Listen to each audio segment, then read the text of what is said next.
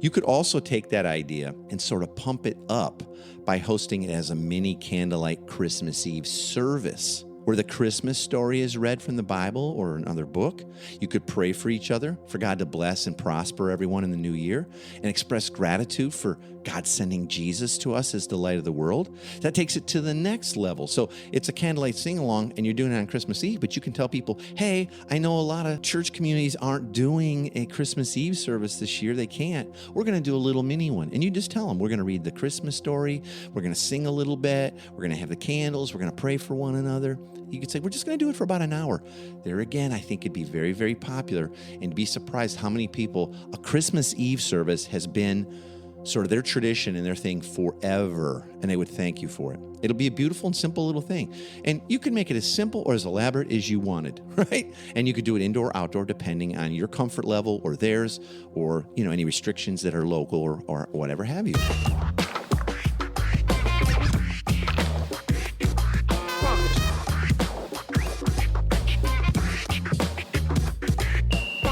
Welcome to the Everyday Disciple Podcast, where you'll learn how to live with greater intentionality and an integrated faith that naturally fits into every area of life. In other words, discipleship as a lifestyle. This is the stuff your parents, pastors, and seminary professors probably forgot to tell you. And now, here's your host, Caesar Kalinowski.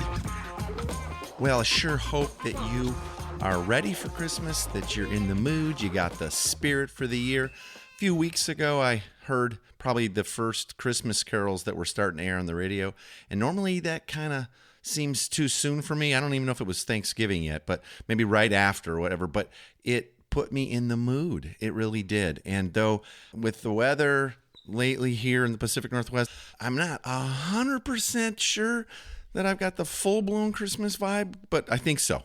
I think so. I hope you do. I really hope you are going to enjoy your Christmas. I want to say thank you for being with me this year again, for being a listener. This is so awesome that we get to do this together, get to talk about the gospel, discipleship as a lifestyle week after week. So thanks for being here. I would love it if you would subscribe to the podcast and leave a review. So wherever you listen to podcasts, you could do that. If you've been listening on our website, you can go to everydayDisciple.com/subscribe, and that'll give you links to the Apple Podcast thing and Spotify and all kinds of different players, depending on your device and what you prefer and what you like. And in most all of those, you can go ahead and subscribe. That way you're not missing any of the weekly episodes. And you know what else would be so great? Could you take the extra 10 or 15 seconds to share this episode with someone? If you go to our website, everydaydisciple.com, and you can go to the episodes right there, there's little easy peasy share links. Now, today we're going to be talking about how to take this Christmas season and really engage others, engage our neighbors and our friends for mission. And not in heavy-duty ways, but in beautiful incarnational ways where we can let our presence be known, invite people in. They are really timely and easy, most of them, and beautiful. And I would say pick a few and get started. And you might be thinking, oh, it's a little too late. You'll see it's not too late. These will work for you individually or as a family or a missional community. And you can always do some of these things in the week between the holidays too. Now, most of these 10 ideas have an outward focus, like seeking to bless others and build relationships of trust. But many of these can be things you adapt just a little bit and do just as a family as well. That'll bring greater connection and meaning this holiday season together. So I'm really giving you these as idea starters. I'm not going to give you here's like a checklist for each of them. I think some of these you're going to go, oh yeah, we've done that, or I've heard of that, or yeah, we've been meaning to. This is really going to give you sort of 10 ideas for idea starters, all right? So here's the first one. You could have like a little birthday party for baby Jesus, all right? And this is especially for children. Tina and I did this with our kids when they were younger and growing up, and now we're starting to do it with the grandkids again, where before we would open the gifts, we had always, pre-made a birthday cake or sometimes cupcakes, and we would come out and we would sing happy birthday to Jesus. And we would talk about it. Sometimes we'd read the Christmas story and just kind of make it Jesus' birthday, right? Now, you could also organize a special birthday party for your kids and their friends with a focus on the birth of Jesus as well. Think about it. You could tell friends and neighbors that are close, like, hey, we're doing a little birthday party for Jesus. It's something our kids really love.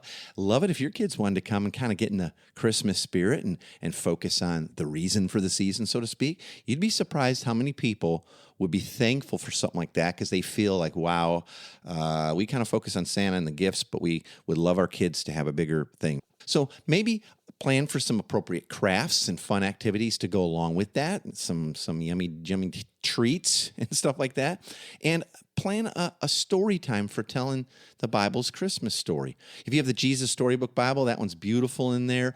You can get a beautiful little short Christmas story. If you want to go to our website and look around resources, the Story of God for Kids has a Christmas narrative in it. And you know what I'd say? Get as many of the moms and dads involved as you possibly can too. So as you invite the kids and the parents are like, oh, that'd be great. Say, hey, you guys can come too. We're gonna have some adults next too. You'll love it. So, all right. So that's one idea you might dig doing. All right, here's the second thing. How about the old-fashioned, old-school neighborhood caroling group, right? You could still do that. Tina and I were talking about this. My wife Tina and I, we were talking about this the other day, and she says, I would love it if someone stopped by caroling out in front of the house. Like, it would just be so Christmassy, snow or no snow. And you could do that. And you could do it using a mixture of Christmas songs that are Christian, right, in nature, and secular favorites like Jingle Bells and stuff like that. And people would love it. And it really isn't like about how awesome it would be. If you just dressed up and had red scarves and someone had a Santa hat on or something and you just strolled around and you stopped in front of a house for a little while and did a part of a song, you'd only need to know a handful because you're going to be moving from house to house. You can repeat your set list, so to speak. All right. Now, instead of traveling, if the walking around seems, weird or intrusive, you could do it in your front yard or out in the cul-de-sac, like if you live on one or near one, right? And you could set up a nice little set, like if it's your own yard, little set, like, with candles or Christmas lights, or I know some people have little nativities. You could have a fire pit going, and you could invite people to come out and join you in singing some Christmas carols, right? Like that, like a caroling thing. And if you said, hey, you know what, 6 o'clock Saturday, we're doing a little caroling out in front of our yard. Anybody come, don't worry, you will know these songs, and we'll have some little handout sheets. You could do something simple, and I think you'd be surprised. You really, really might. All right, here's the third thing. Sort of the same, a little variation on that. Christmas sing-along. Invite people to your home or deck, maybe with a fire pit and some warm beverages, and do a little Christmas sing-along. So it's not caroling per se. And here's what I'd suggest. You could do it a cappella, right? That's kind of what caroling is. Or just sing along with recordings. Put on Spotify with a speaker and just play some of your favorite stuff and sing along and have some, just say, hey, we want to get together and sing some, Christmas stuff. And I know it's kind of corny for some, but others will love it. And this could also be a fun thing to do on Christmas Eve, given that so many churches will not be having their usual Christmas Eve services. So you could say, hey, Christmas Eve, right before dinner, right after dinner, we're going to have a little sing-along. And you could do it in your house, depending on where you live, if that's still safe and allowed. Or you could do it outside and tell people just dress up, and we'll have some hot chocolate and cider. Now, here's another variation on that. Maybe you do it as a Christmas Eve candlelight sing-along. And you could do it anytime you want. Have warm drinks to start things off, sing 4 to 6 simple favorite holiday songs, and then end by holding those little white candles like we use in most church services, probably your whole life. They have a little paper circle around them while you sing Silent Night. And people would love that. If you say, hey, we're going to do a candlelight sing-along, bring the kids, whatever. So it's kind of a variation of the caroling travel or the sing-along at home, but now it's a candlelight thing. See, and you can mix and match all this stuff. And by the way, you can get a package of those candles, like the ones you probably used, a million times in church services, at Amazon. And they're like 150 of them for $20. It's crazy. I'll throw a link in the show notes, but you could find it. Just go to Amazon and put in like Christmas white handheld candle or something like that. I found it in 2 seconds, right? Now, you could also take that idea and sort of pump it up by hosting it as a mini candlelight Christmas Eve service. okay, where the Christmas story is read from the Bible or another book. You could pray for each other, for God to bless and prosper everyone in the new year, and express gratitude for God sending Jesus to us as the light of the world. That takes it to the next level. So it's a candlelight sing-along, and you're doing it on Christmas Eve, and you just tell them, we're going to read the Christmas story, we're going to sing a little bit, we're going to have the candles, we're going to pray for one another. And you could say, we're just going to do it for about an hour. There again, I think it'd be very, very popular, and be surprised how many people a Christmas Eve service has been sort of their tradition and their thing forever, and they would thank you for it. It'll be a beautiful and simple little thing. And you can make it as simple or as elaborate as you wanted. And you could do it indoor or outdoor depending on your comfort level or theirs. Here's another one, and maybe you've already done this. You could hand out treats to your neighbors. Prepare some of your favorite Christmas treats like cookies or brownies or whatever, and put them in little cool, attractive containers, tins or decorated boxes or little baskets or whatever. You can get all that stuff like at the dollar store. And then take that stuff to some of the neighbors around you, especially those that you think may be people of peace, those people leaning into relationship that you want to develop or deepen your relationship in the next year. And I'd say it's fun to take your entire family, with you, the kids included, to deliver those. So don't make it like a tat. The cookies are almost just the reason to show up and go, hey, Merry Christmas and all that. And here's a little pro user tip. Put your name and phone number, maybe email address, on a little note that's included. That way they'll know how to get a hold of you. And if things are up, they just have it, or they want to reciprocate and invite you to something. Say, we're building relationship here, right? Now, you say, well, that would have been great to do before Christmas. You could so do that in the week between Christmas and New Year's and just call it New Year's cookies or New Year's brownies, or it doesn't even matter. No one is going to be bummed when you show up with a smile on and the kids all laughing and having fun, and hand them some goodies, right? Now, you know what? A variation of this too is you could also make with your kids or neighborhood kids and deliver simple Christmas ornaments. I know there's so many ways you can do that. I'm not an expert on that, but you could certainly Google that. There's even kits you can get, I know for sure. All right? That could be really, really fun. All right, here's my sort of sixth idea. Now, by the way, you can combine some of these things with other things, okay? So they're idea starters. A little Christmas card and a note and a photo and all that. That's one of the things that Tina and I did this year. What we did was we just found some Christmas cards that we liked that were bulk on Amazon, very, very inexpensive. And we put a little note in there going, hey, wow, what a crazy year it's been. But it's been great living in this neighborhood with you. Looking forward to the next year. I bet you are too. Something like that, right? I can't remember exactly what it said. And then we put our phone numbers and our address and our email addresses just so people would have them. And then we also put a little picture of ourselves in there. So, right, we're kind of tying it to, oh, yeah, Caesar and Tina, we've met them, or if they know us. And on the back of that photo, we also put a little sticker with our names and phone numbers and email address. See? And that way, if they lose the little Christmas card goes gone, that photo is laying around, Caesar and Tina, here's how to get a hold of them. Because we invite people to things and open tables and happy hours and barbecues and stuff throughout the year. And this brings familiarity. And you'd be surprised how many people will keep something like that and be grateful, maybe stick it in a drawer, stick it up on their fridge, right? This could also be combined with a gift of like cookies or jam or small holiday candle or an invitation to your Christmas sing-along, the next day. And so we just kind of went to all 92 of our neighbors here. We have a little subdivision that's just that many people, and we probably know about half of them. Yeah.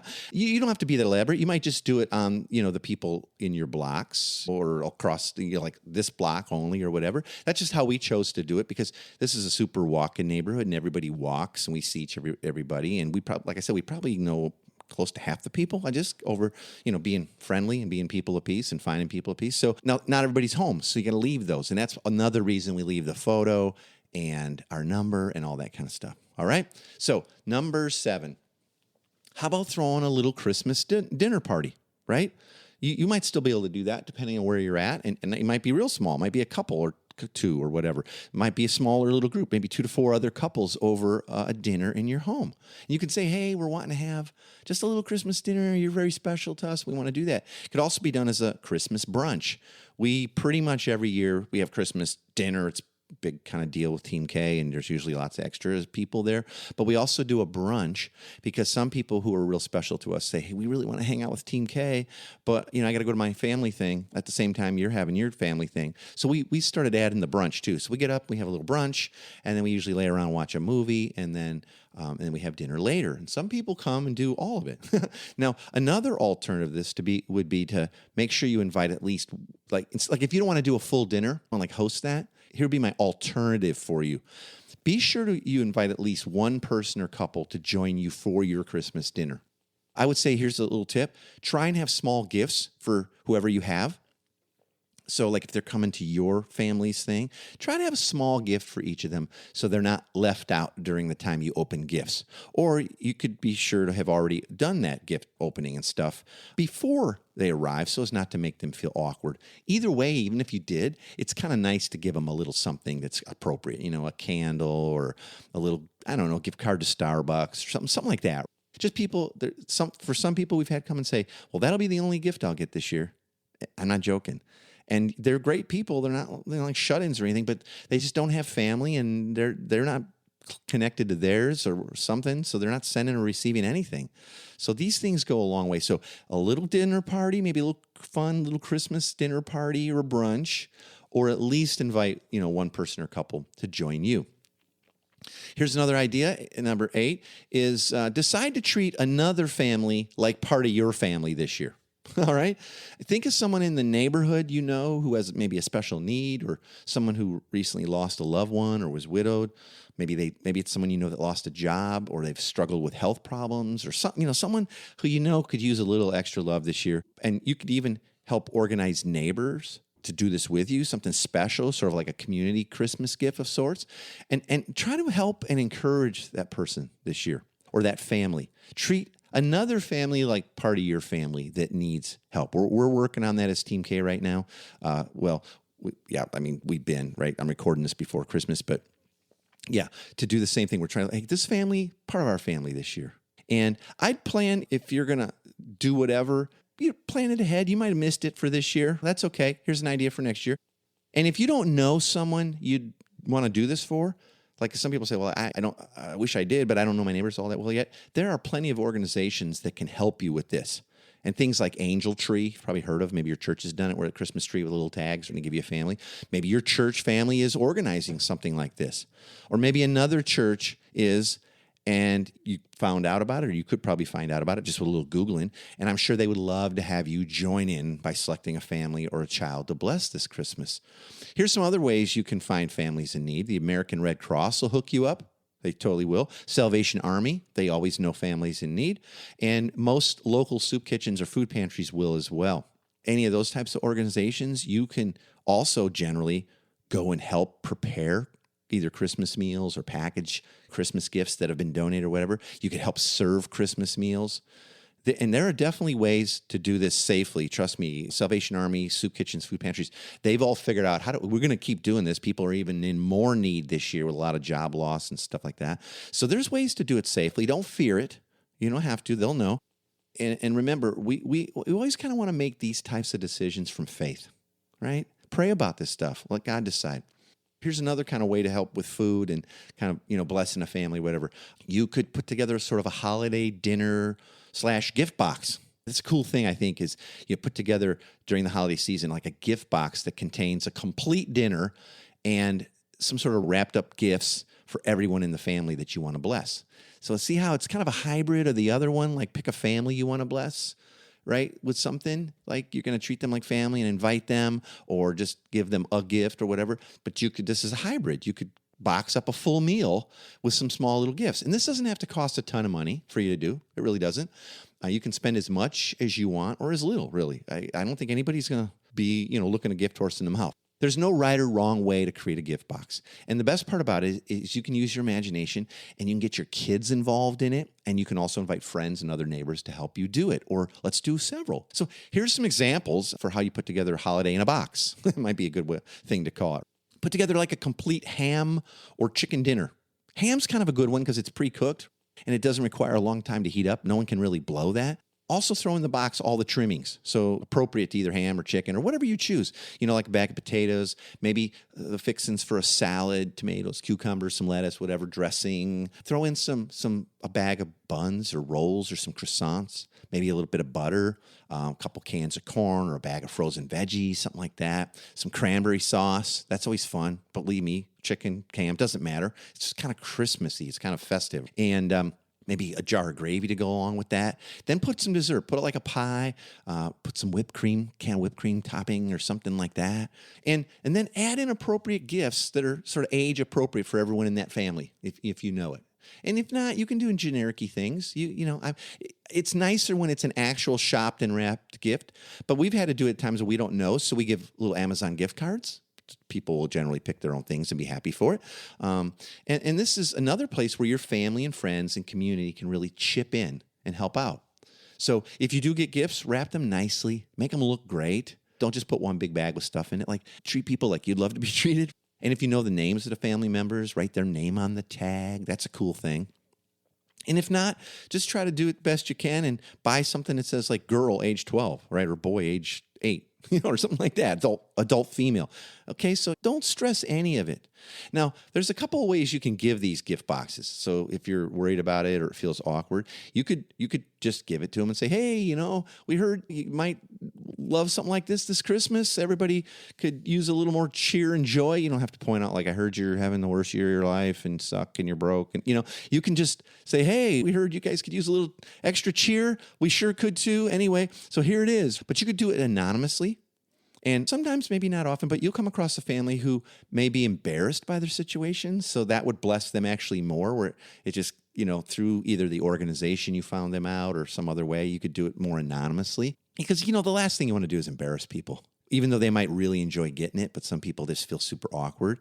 Because remember, this is about helping and showing that you care and showing them God's love and really His glory, what He's like, because He's loving and generous, and He cares for them. He sent His Son, Jesus, at this time of the year, right, for us. Well, not historically, but you know what I mean? That's when we celebrate it. So if you want to do it anonymously, then you could arrange for a delivery service or maybe a friend to say, hey, someone got all this stuff for you, and I'm just delivering it. Merry Christmas. And boom. So there you go. Or maybe through the organization that connected you with them. You deliver it to them, they deliver it. Okay? Now, you can also do it this way, delivered by Santa. That's kind of a fun way, especially if there's kids. So you could either leave it or drop it off and go, hey, Santa left this at the wrong house. Merry Christmas, you guys. I'm so-and-so, and this is so-and-so. These are my kids. Hope you guys have a great Christmas. And, here's a connection. Here's our number and stuff. You want to let us know what Santa brought. Merry Christmas. And you could even dress up as Santa or have a friend do that, make it super special. Pretty cool.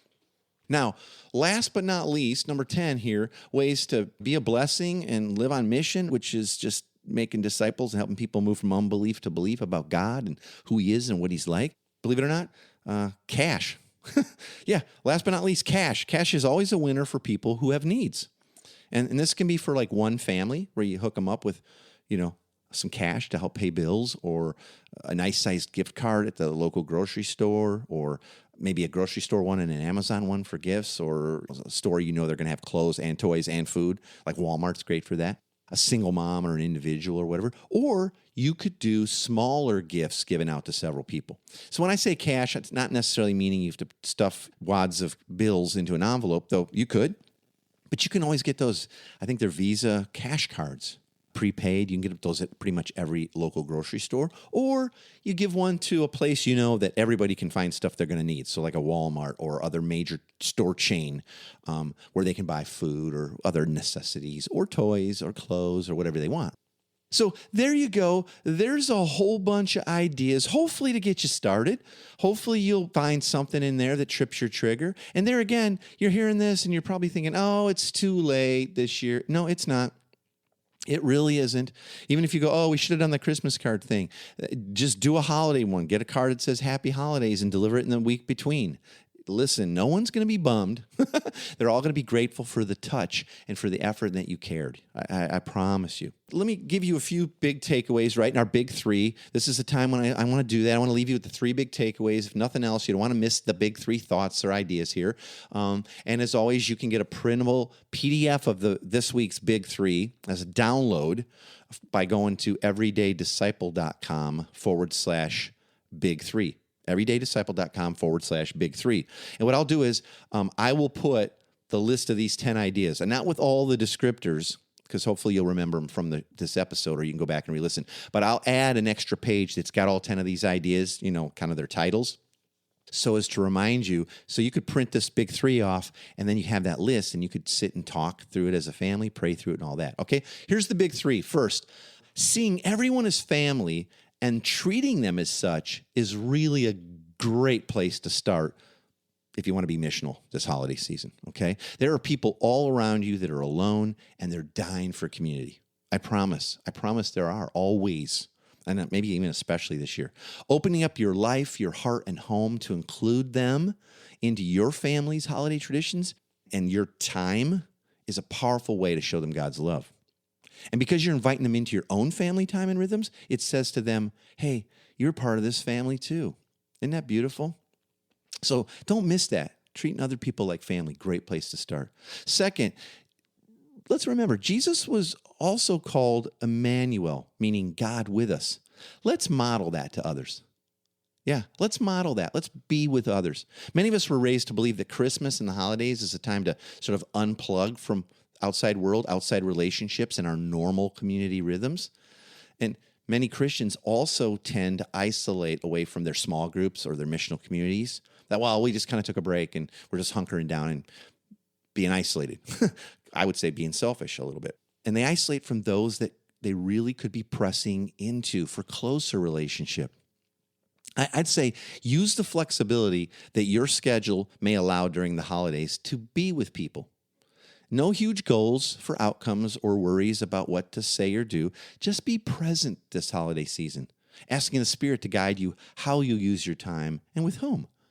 I think you'd be glad you did. If you prayed over this list and asked God who to be with and how to spend your time, I promise you'll know. So here's number 3. Make a list of these 10 items, or print it off, better yet, and discuss them as a family and or even as a community. Okay? Don't put it off. Pick at least one and go for it. Get started. And then maybe then put together a wish list for things that you'd like to queue up for next year. Love that, man. Thanks, Heath, and thanks again for helping me through all of this. Well, time's up. I hope you'll join us again next week. We'll continue to talk about this lifestyle of discipleship and mission and how the gospel is really good news for all of life, now, today. I know you'll join us for that. I'll look forward to it. I hope you will too. I'll talk to you soon. Thanks for joining us today. For more information on this show and to get loads of free discipleship resources, visit everydaydisciple.com. And remember, you really can live with the spiritual freedom and relational peace that Jesus promised every day.